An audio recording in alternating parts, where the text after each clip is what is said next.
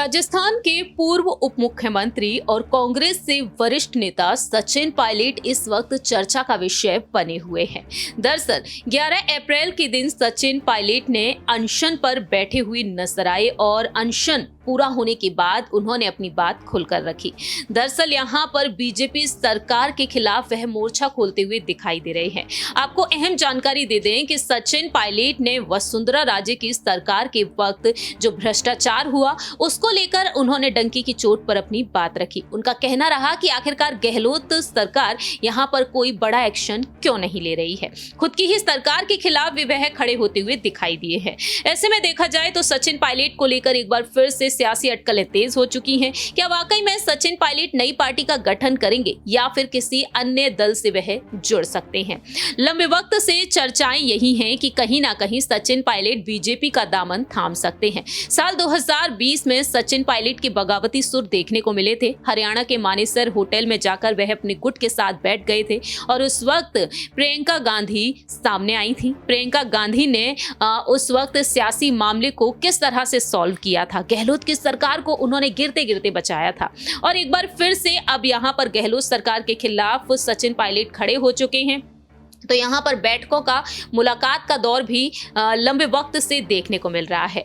अब यहाँ पर देखा जाए तो सचिन पायलट को लेकर बार बार ये अटकलें भी तेज है, ये कयास भी तेज है कि क्या वह बीजेपी ज्वाइन कर सकते हैं, क्योंकि देखा जाए तो आम आदमी पार्टी से लेकर बहुजन समाज पार्टी भी उनका इंतजार कर रही है। तो अहम जानकारी आपको देना चाहेंगे जो आज बड़ी खबर सामने आई है। नमस्कार, मैं प्रांशी राठौर और आप देख रही हैं नेक्स्ट 9 न्यूज। दरअसल बीजेपी के कई नेताओं से अब तक कई बार यही सवाल पूछा गया है, क्या सचिन पायलट बीजेपी में शामिल हो सकते हैं, क्या वह यहाँ पर सचिन पायलट को बुलाना चाहेंगे? तो आपको याद दिला दें, बीजेपी के ही नेता सतीश पूनिया ने साफ किया था कि बीजेपी में नेताओं की कमी नहीं है जिन्हें सीएम फेस के लिए आगे किया जाए। वहीं अब देखा जाए तो गजेंद्र सिंह शेखावत ने खुलकर अपनी बात रखी है। दरअसल यहाँ पर देखा जाए तो केंद्रीय जल शक्ति मंत्री गजेंद्र सिंह शेखावत ने सचिन पायलट को लेकर बड़ा बयान दिया है। जब हाल ही में उनसे पूछा गया कि सचिन पायलट की बीजेपी में जाने की संभावनाएं हैं, वह यहाँ पर कहते हैं कि ऐसा तो तभी संभव है जब सचिन पायलट पीएम नरेंद्र मोदी को अपना नेता स्वीकार करें। ये आभासी सवाल है। सचिन पायलट भी पार्टी में आ सकते हैं, बस शर्त यह है कि किसी भी जनाधार वाले व्यक्ति को बीजेपी की रीति नीति में विश्वास करना होगा।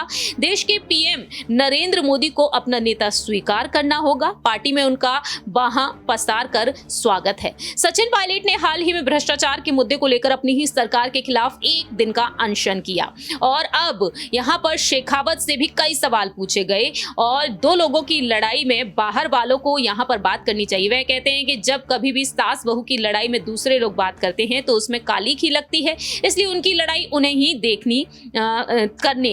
उन्हें ही करने देनी चाहिए।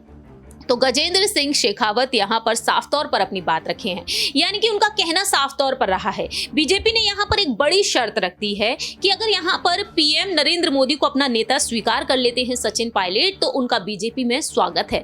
तो क्या वाकई में सचिन पायलट यहाँ पर सुर बदलते हुए देखे जाएंगे? 2018 में कांग्रेस ने उनकी अगुवाई में चुनाव लड़े थे, लेकिन मुख्यमंत्री अशोक गहलोत को बना दिया गया। आज पायलट गुट चाहता है कि या तो उन्हें मुख्यमंत्री बना दिया जाए या फिर राष्ट्रीय महासचिव या फिर प्रदेश अध्यक्ष की कमान उन्हें सौंप दी जाए। लेकिन बीते कल जो खबर सामने आई उसके मुताबिक यही कहा गया कि आला कमान चाहती है कि केंद्रीय संगठन में वह काम करें। प्रियंका गांधी, राहुल गांधी और सोनिया गांधी से इस मामले में चर्चा भी हो चुकी है। अब देखना दिलचस्प होगा क्या सचिन पायलट इस बड़ी शर्त को मानते हुए नजर आएंगे जिससे कि उनका बीजेपी की तरफ रुख देखने को मिले।